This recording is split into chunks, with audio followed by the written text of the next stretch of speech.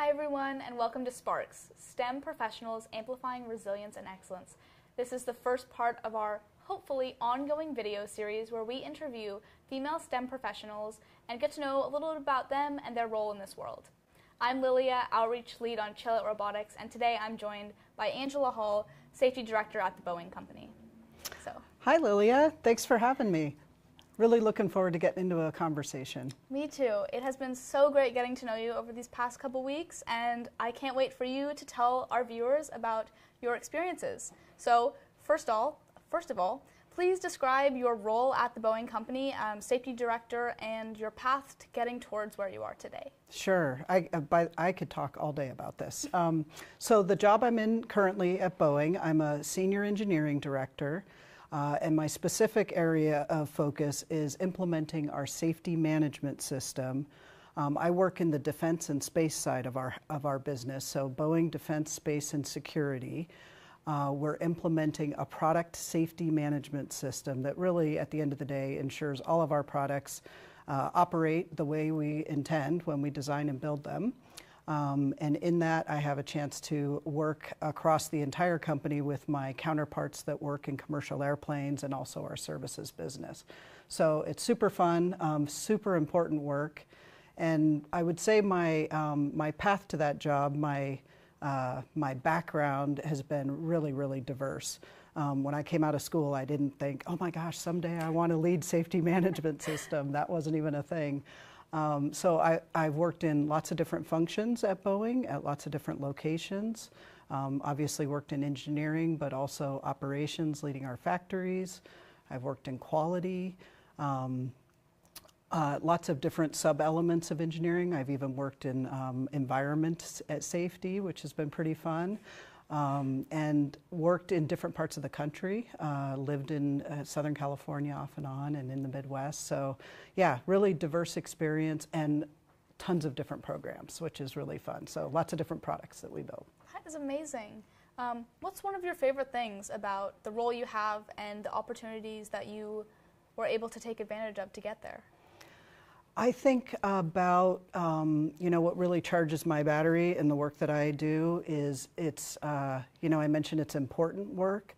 I tend to be very mission driven, and I can't think of a more important mission than making sure that our products operate the way we intend and ultimately keep the people that are using our products, keeping them safe. Our warfighters, our allies around the world, the humanitarian efforts that we do. At the end of the day, I just think about those end users and how incredibly important it is that we get every detail right in the work that we do. That really inspires and motivates me. That's amazing. And what would you say is one of your favorite parts about being a woman in the STEM profession?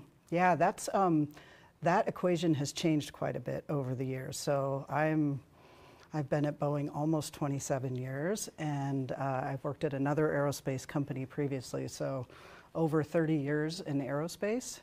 It's daunting when I say that.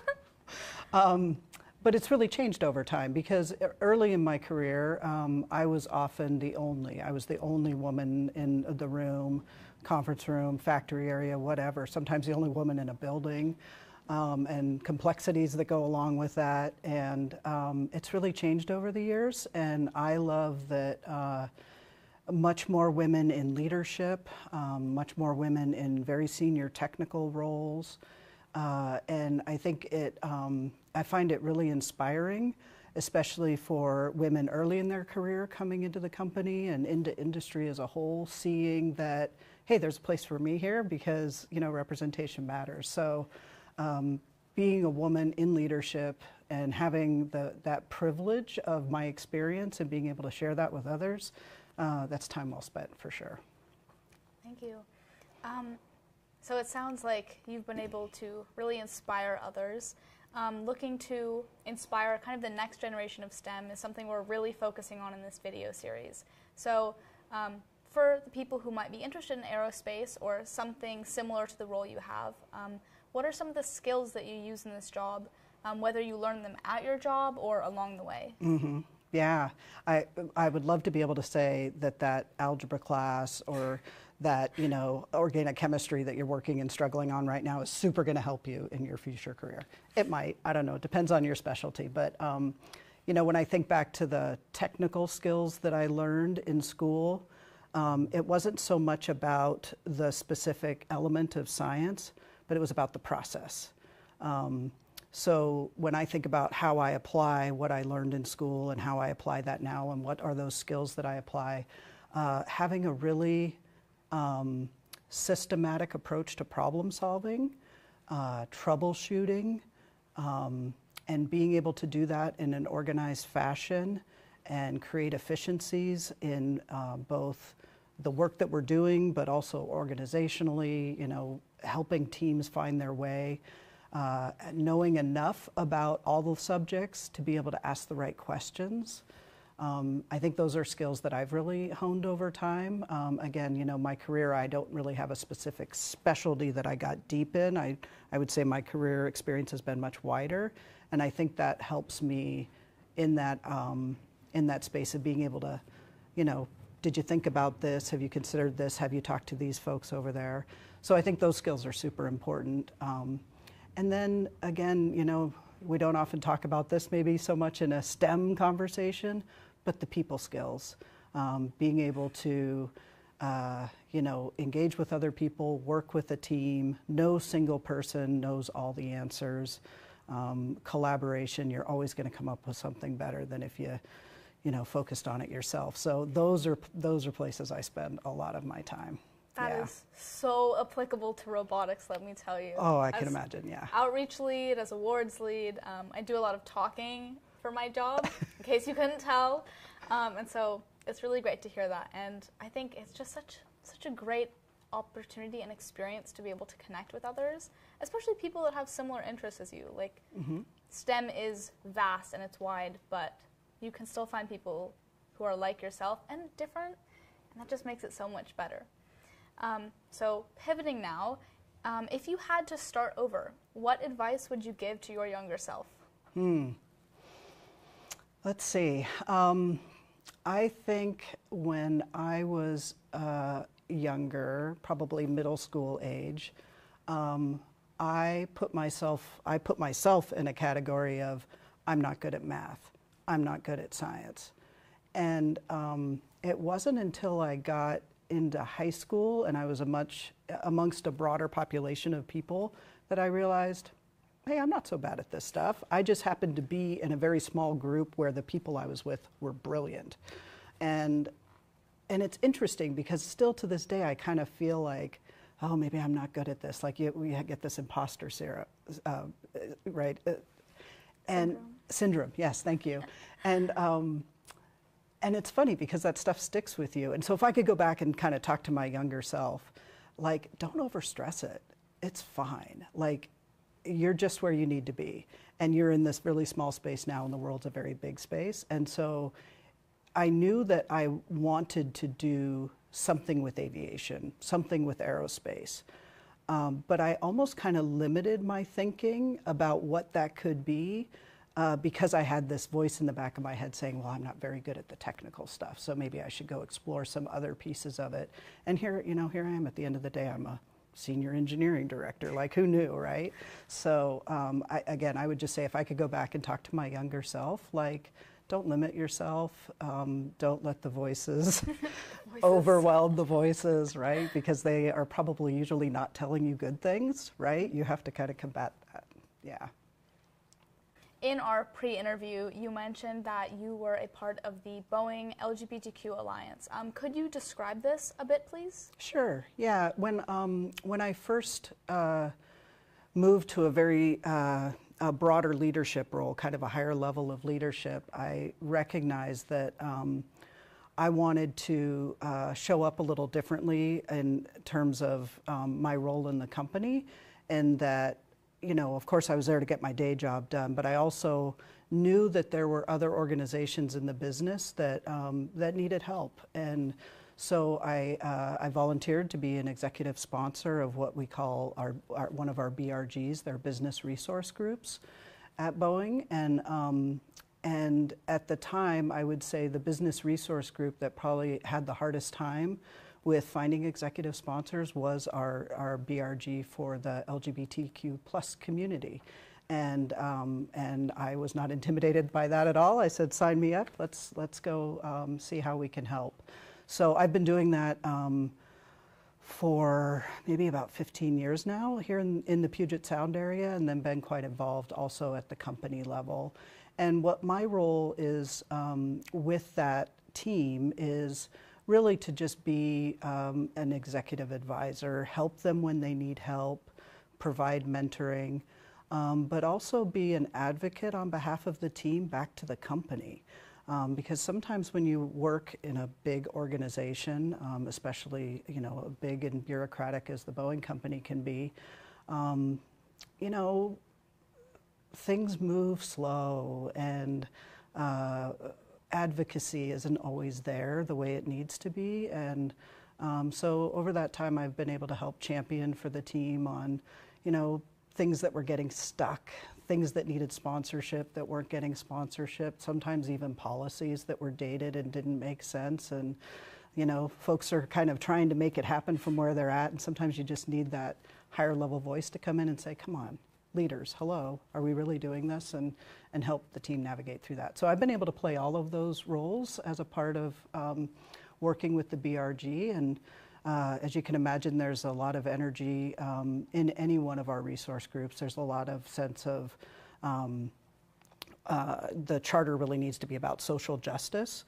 And while there certainly is a flavor of that, at the end of the day, we are running a business, and the goals and the places that the BRG spends their energy, it needs to align with the business goals as well. So helping find those common paths, right? They don't have to be conflicting. Like, how do we ensure we're achieving the business goals while we're bringing people along on this social justice journey too? So that's been really rewarding. I've really enjoyed it. That sounds incredible, and I love to hear that, especially coming from big corporations. One of the questions that we actually received from somebody in FIRST Robotics was, how can we best support trans women and men in STEM? Trans men are men in STEM, but they have that added intersectionality, and trans women in STEM face additional stigma that cis women in STEM would also face. So do you have any advice on that, or experience that you have helped with through your time in this alliance? Yeah, I love that question, and I love that we're even just talking about it, which is great. And again, one thing people probably don't recognize about a company like Boeing and many other big companies, there are really tremendous progress in benefits for people that need some kind of gender-affirming care or gender transition care. Boeing's been recognized by the Human Rights Campaign, the HRC, as 100% for like a decade running, and because they're constantly evolving our benefits package to ensure that we're able to help people meet them where they're at and help them navigate whatever challenges they might be having. So I love that part of it. At the end of the day, it still is a big complex organization where you have people that reflect the community, and not everybody in our community has got this whole conversation figured out. And so the same in, whether it's robotics or anywhere. So I think back to just having the conversation is super important. One of the things that I've really been focused on is making sure that our communications are, when we're writing procedures, when we're just speaking publicly, that we're not using gender binary terms. We're not using men and women. We're talking about people, right? Because, they say the future is fluid, right? And that gender can be a bit fluid too. And so, gender non-binary, you're not this or that. So when you think about writing a process using they, them pronouns rather than, the more binary pronouns. And people think they're being progressive in saying men and women, or him or her, right? And that it's a start, but why don't you just make it they? And then you got everybody covered, right? So it's little things like that, I think. I don't pretend to have all the answers, but again, I think just the fact that people are wanting to talk about it is definitely a step in the right direction. You've talked about your path to your current career On this path, what opportunities were you presented with, and how did you know how to prioritize these opportunities? Yeah, great. There's always multiple paths, right? And in the moment, really trying to think what's best isn't always like what's the next promotion or what's going to further advance me. Sometimes what's best might be something more horizontal, right? And I think what's always guided me in those decisions has been not so much about the carrot of what that next role is, like that's a bigger carrot than this carrot, more about what are my abilities, what are my skills that I can uniquely contribute, and am I going to be able to make a difference? I'm driven by important work, and I don't want to just go do something that is a check the box or, turn the crank.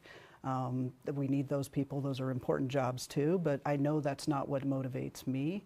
And so that's always really helped guide me in making decisions, like where I'm faced with maybe alternatives is, okay, but which one maybe needs my unique set of skills more than something else. So again, that's worked for me, and I think that's very personal dependent, but just knowing what is it that charges your battery, because at the end of the day, especially for working, yes, of course you want to get paid and you want to get paid fairly for your work, and you're there because you need a paycheck, but your work should also inspire you. This sounds like a value you have come to find in yourself. Are there any other values that you have discovered or carried on through your profession in aerospace? Yeah. When I think about kind of how I approach a job, a couple different things come to mind. Again, when I've worked in these varying different fields, you're not always a subject matter expert in any one of them, right? But as you get into the environment, just thinking about, okay, I have my targets, I have my goals and objectives, but what is it we're really trying to accomplish in the big picture? Like, what's the organization's target? What's the company trying to get to? Whatever it is, that kind of next level up, that bigger picture, helps put my work into context. And I know if I'm keeping that in mind, I'm going to have a better framework for how I do my particular piece. So maybe that's a piece of it too, is just how do I fit into the big picture? Like, I always want to know, like, the bigger picture view. So that's definitely an important one. And I think the other one is having the mental model that I always want to be working myself out of a job, which I know kind of sounds counterintuitive because, oh my gosh, if I work myself out of a job, I won't have anything to do. But again, of course, you're probably not going to work yourself out of a job. But if you're thinking that way, you're knocking down problems and you're finding what's the biggest problem, how do I get through that? How do I solve that in such a way that it really sustains and lasts? So chances are, when I leave an organization, it's going to be better than when I got there. And it will help prioritize the next problem. And if I do that really well, again, of course, you're never going to really work yourself out of that job, but you're probably prioritizing the right things, and, hopefully the company will find you something different to do, which is 27 years later, here we are, so, yeah. Awesome. Okay, so you have had a long and still ongoing career in STEM. What opportunities would you suggest to people starting to enter the STEM workforce, whether it's scholarships or organizations or just opportunities to keep an eye out for? All of it, all the above. I think what worked for me, again, I'll say what worked for me, and definitely what I would recommend to others, is I knew I wanted to do something in aerospace, but I didn't know exactly what. Now, when I started in college, I wanted to be an airline pilot. Like, that was my target. And through the course of my education, I shifted gears. So I think the idea of having goals is really important because it gets you going directionally in the right path, but also being flexible and open because you're going to learn as you go. And I learned as I went through school that I didn't really want to be an airline pilot. I loved flying and I loved being around the airplanes, but maybe that wasn't the job model that was really going to work best for me. And so I gained exposure to other things. And so being flexible in my thinking rather than being so goal-driven allowed me to open the aperture a little wider. So I think that's a really important piece of, just kind of how you think about your career. You have no idea what all the opportunities are out there, and you get exposed to a lot, but doing things like clubs, doing things like First Robotics exposes you to just lots of different pieces of the industry that, hey, I thought I was going to be really into the programming side, but I love being in the shop and building stuff. So you just don't know until you go try it. And I would say that's kind of the other piece is whether it's internships or even, if you need to pick up side jobs while you're in college. That's what I worked my way through college, and I made sure as much as possible, every job I did was something at around the airport. I loaded bags, I pumped gas, I worked in a mechanic shop, I did all these little odd jobs around the airport just to expose myself to different pieces of the industry, to know what was out there, to build a network, to know what I didn't want to do for a living. I mean, that's a piece of it too, right? You get kind of focused on, I really want to go do that, and then maybe you really don't. So anything that can help expose you to the industry that you think you have interest in, and even if it's not practical to go do a job or do an internship, take advantage of the network, find people that are in those jobs, and do informational interviews. That's a huge opportunity, especially for people in school, whether it's somebody in your neighborhood, somebody you're connected through your parents or whatever. Hey, you work in that kind of field. Can I talk to you about that? 9 times out of 10, people are going to make time for it. So I would say definitely take advantage of those too. Amazing. Well, thank you for sharing your experiences with us. It's been amazing talking with you. And to those of you watching, never give up on your dreams. You can accomplish amazing things, and we hope to see you on our next video. Thank you.